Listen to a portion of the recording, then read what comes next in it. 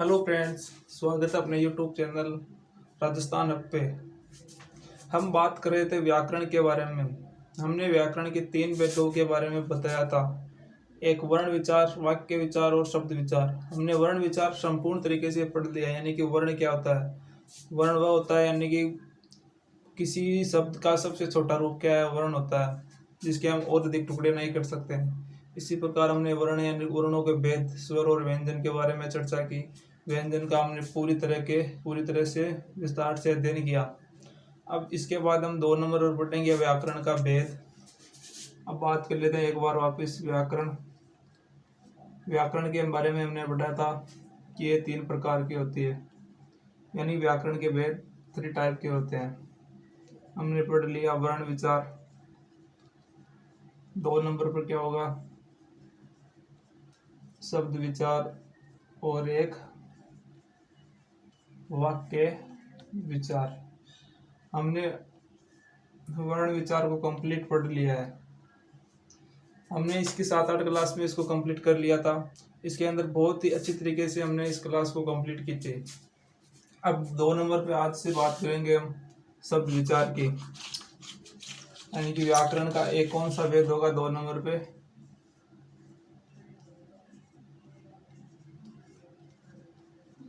शब्द विचार। शब्द विचार से पहले एक शब्द आया है शब्द। शब्द क्या होता है, क्योंकि वर्ण विचार से पहले हमने वर्ण शब्द के बारे में पढ़ा था। अब शब्द क्या होता है, यानी कि वर्णों का सार्थक समूह शब्द कहलाता है। वर्ण क्या होता है, एक बार वर्ण के बारे में चर्चा करता हूँ। यानी कि वह शब्द, यानी कि वह पद जिसके हम और अधिक टुकड़े नहीं कर सकते। जैसे क के अंदर कौन सा वर्ण आ जाएगा, क और अ, ये दोनों क्या है, वर्ण है। अब क के और टुकड़े नहीं किए जा सकते, और तो ऐसे ही सबसे छोटी इकाई है। ऐसे ही हमने वर्णों के बारे में बात की। अब शब्द क्या होंगे, शब्द होगा यानी कि वर्णों का सार्थक समूह है। इसको लिख लेते हैं एक बार, वर्णों का सार्थक समूह है।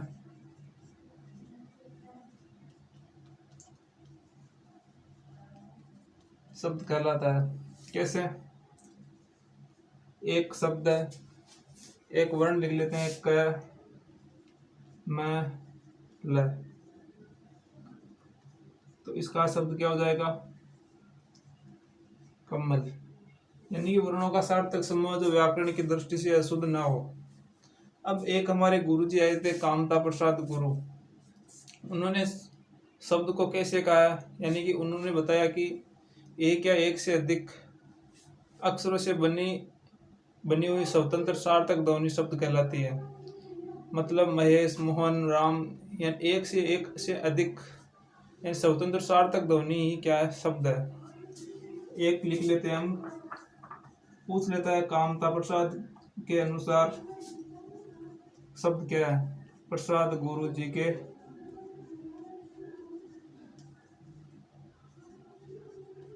अनुसार शब्द क्या है, यानी कि कामता प्रसाद गुरु जी के अनुसार शब्द को परिभाषित किया गया है। कैसे, एक या एक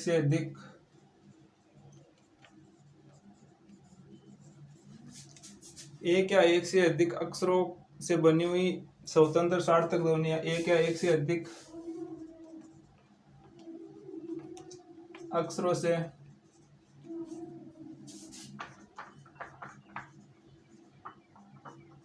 बनी हुई स्वतंत्र सार्थक ध्वनि शब्द कहलाती है। शब्द कहलाते हैं क्योंकि यह सिंगुलर नहीं है, यानी कि बहुवचन है। ध्वनि को ध्वनि को शब्द कहते हैं। ध्वनि को, सार्थक ध्वनि को शब्द कहते हैं। कैसे बोलो, जैसे। कैसे का क्या है, जैसे। मोहन, महेश, राम, श्याम, कोई भी शब्द लिख लो जो व्याकरण की दृष्टि से शुद्ध हो। मोहन, महेश, राम, और श्याम। अब इसके बाद में हम शब्द विचार के क्या पढ़ेंगे, भाग पढ़ेंगे। कौन कौन से भाग होते हैं, यानी कि शब्द विचार के हम 4 भाग पढ़ेंगे। उत्पत्ति स्रोत के आधार पर, यानी कि उत्पत्ति या स्रोत के आधार पर। दूसरा पढ़ेंगे रचना बनावट या व्युत्पत्ति के आधार पर। तीसरा पढ़ेंगे हम रूप परिवर्तन के आधार पर। और चौथा कौन सा पढ़ेंगे, अर्थ के आधार पर। इन सभी को मैं एक साथ चार्ट के द्वारा आपको बताऊंगा, फिर एक एक के बारे में चर्चा करेंगे। तो फ्रेंड्स, इस स्लाइड का स्क्रीनशॉट ले लो, बात करेंगे अगली स्लाइड पर। अब शब्द विचार के हम भाग पढ़ते हैं। कितने भागों में पढ़ेंगे, 4 भागों में। कैसे कैसे होंगे, 1 नंबर पे आएगा व्युत्पत्ति या स्रोत के आधार पर। उत्पत्ति या स्रोत के आधार पर।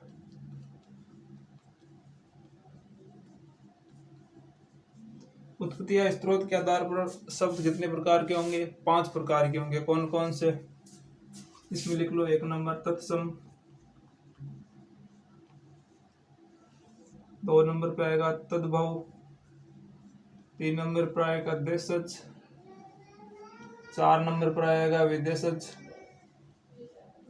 और 5 नंबर पे कौन सा आ जाएगा, देशज और विदेशज। इसके बाद में कौन सा आ जाएगा, संकट। लगभग 4 ही बताते हैं, लेकिन मैं आपको 5 बता रहा हूँ, क्योंकि कोई भी 5 नहीं बताता है, लेकिन कभी कभी पूछ लेता है संकट के बारे में भी पूछ लेता है, तो मैं इसके बारे में आपको बताऊंगा। 2 नंबर पर बात करते हैं रचना या व्युत्पत्ति। रचना या बनावट के आधार पर, या बनावट के आधार पर। इसमें कितने प्रकार के होंगे, इसमें 3 प्रकार के होंगे। कौन से, रूढ़, यौगिक और योग रूढ़। कौन कौन से होंगे, 1 नंबर पर रूढ़, 2 नंबर पर रूढ़, 2 नंबर पे कौन से हो जाएंगे, 2 नंबर पे हो जाएगा रूढ़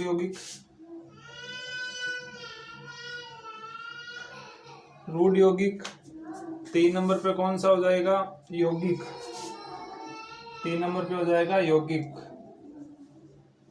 रूढ़ यौगिक और यौगिक। अब बात करते हैं 3 नंबर पे रूप परिवर्तन के आधार पर। रूप परिवर्तन के आधार पर कितने प्रकार, व्युत्पत्ति या रचना बनावट के आधार पर कितने प्रकार के हो जाएंगे, 3 प्रकार के, रूढ़, यौगिक और यौगिक रूढ़। अब 3 नंबर पे कौन सा आएगा, रूप परिवर्तन के आधार पर। रूप परिवर्तन के आधार पर, रूप परिवर्तन के आधार पर कितने शब्द होते हैं, रूप परिवर्तन के आधार पर 2 हो जाएंगे। कौन कौन से, विकारी और अविकारी शब्द या अवयव। देखो यहाँ पर हो, एक हो जाएगा विकारी और एक अविकारी, यानी विकारी शब्द अवयव तो अविकारी हो जाएगा, और दूसरा अविकारी। अब विकारी के अंदर कौन कौन से आएंगे, विकारी के अंदर शामिल है, विकारी के अंदर संज्ञा, सर्वनाम, विशेषण और क्रिया। विकारी के अंदर कौन कौन से शामिल है, एक तो संज्ञा, 2 नंबर पर सर्वनाम, 3 नंबर पर विशेषण, और 4 नंबर पर क्रिया। हम शब्द विचार के बाद में विकारी शब्दों को स्टार्ट करेंगे। 2 नंबर पर आएंगे अविकारी शब्द, अविकारी या अव्यय। ये कौन कौन से होते हैं, अविकारी या अवयव कौन से हो जाएंगे, एक तो हो जाएंगे क्रिया विशेषण, एक संबंध बोधक, एक समुच्चय, और एक विस्मयादि बोधक, और एक निपात। इसमें लिख लो आप, 1 नंबर हो जाएगा संबंध बोधक, 2 नंबर पर कौन सा आ जाएगा, 2 नंबर पे आ जाएगा क्रिया विशेषण,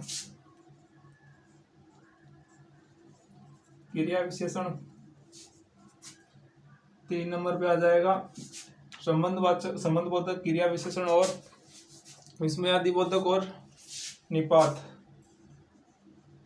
विस्मयादिबोधक 4 नंबर पे आएगा। 4 नंबर पे कौन सा आ जाएगा? समुच्चय बोधक और संबंध बोधक। संबंध बोधक तो हो गया, कौन सा आ जाएगा? समुच्चय बोधक। और 5 नंबर पे हो जाएगा निपात। निपात पूछा जाता है इनमें से अविकारी शब्द है, तो इसमें आ जाएगा ऑप्शन में निपात। निपात बहुत ही ज्यादा पूछा जाता है। अब बात करते हैं 4 नंबर पे। 4 नंबर पे कौन सा हो जाएगा? अर्थ के आधार पर। अर्थ के आधार पर।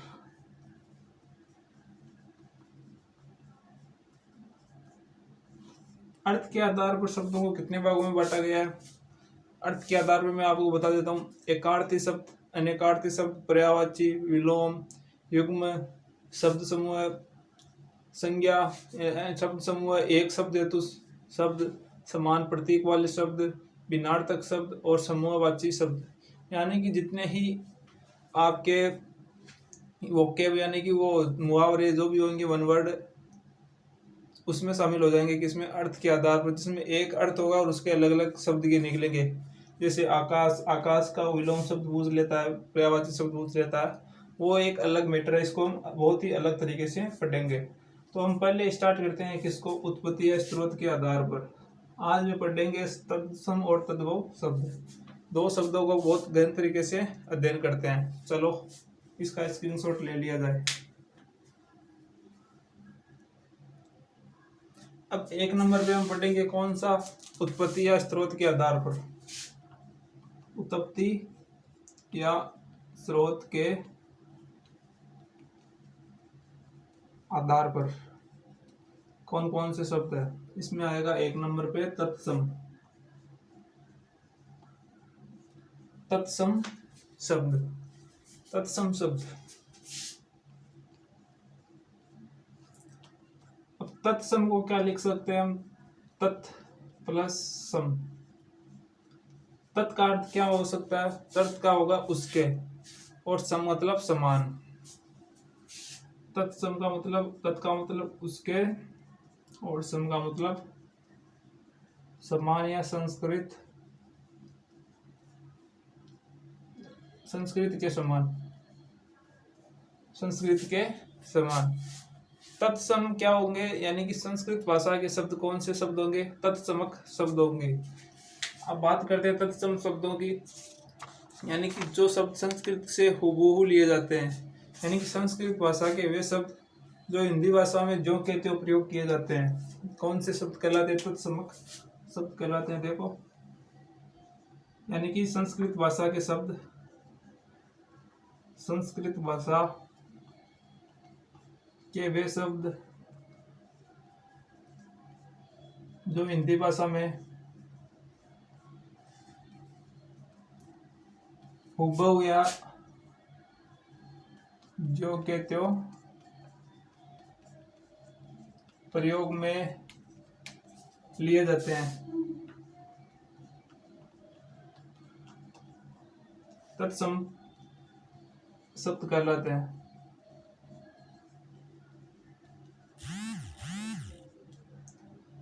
कौन कौन से शब्द होते हैं तत्सम? यानी कि संस्कृत भाषा के सभी शब्द जो तत्सम होंगे जो हिंदी भाषा में काम में लिए जाते हैं। जैसे संस्कृत भाषा का एक शब्द कौन सा है? उष्ट। अब इसको हिंदी में क्या बोलते हैं? ऊंट। लेकिन हम कभी कभी संस्कृत को हिंदी में भी इसको काम में ले सकते हैं। एक होता है गर्दभ। गर्दभ क्या होता है? गधा। एक होता है अष्टतालिका। अष्टालिका। अष्टालिका के अलावा हम क्या लिख सकते हैं? पाषाण। ये क्या लिख सकते हैं? अस्तर। अस्तर शस्त्र मतलब अस्तर क्या? पस्तर। पस्तर पस्तर पस्तर। पस्तरी का अर्थ क्या होता है? पत्थर या पत्थर, पहाड़। और एक हम लिख सकते हैं अक्सी। अक्सी का मतलब आंख। ये कुछ शब्द है जो क्या होंगे? तत्सम शब्द होते हैं। अब बात करते हैं तद्भव शब्दों की। 2 नंबर पे क्या आएगा? तद्भव शब्द। तद्भव शब्द हम नेक्स्ट स्लाइड में पढ़ते हैं। इसका स्क्रीनशॉट ले लो।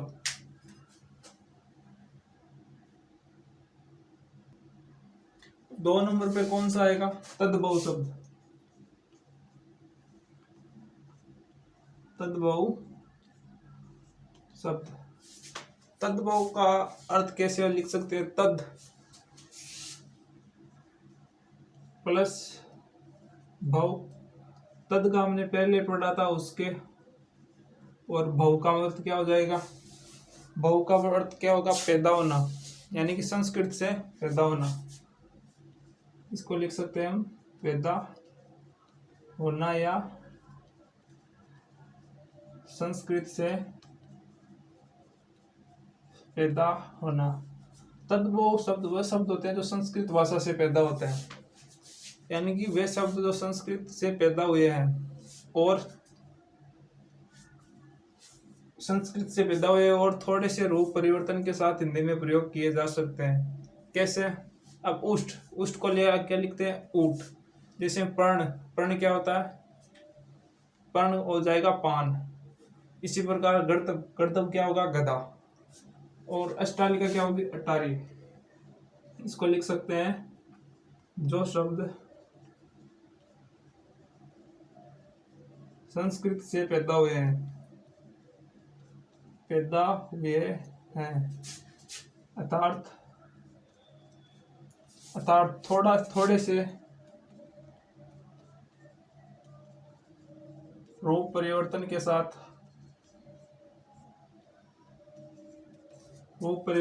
साथ हिंदी भाषा में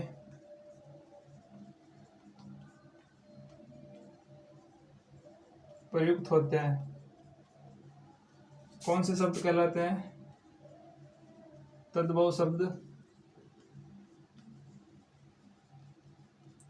कहलाते हैं। जैसे कैसे?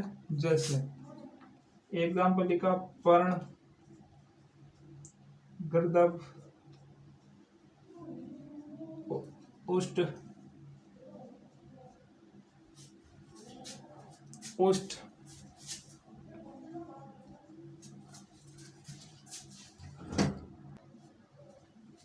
अट्टालिका,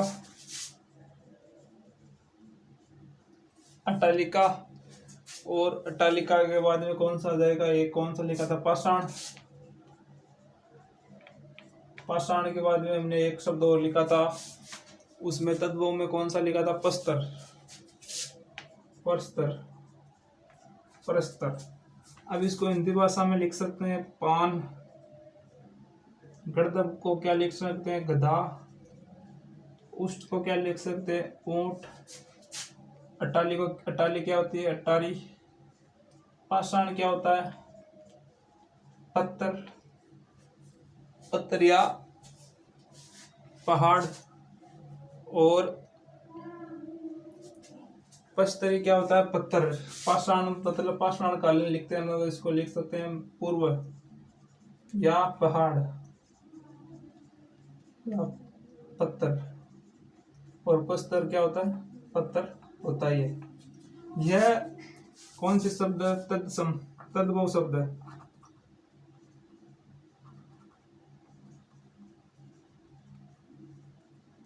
और ये कौन से हो जाएंगे? तत्सम शब्द हो जाएंगे।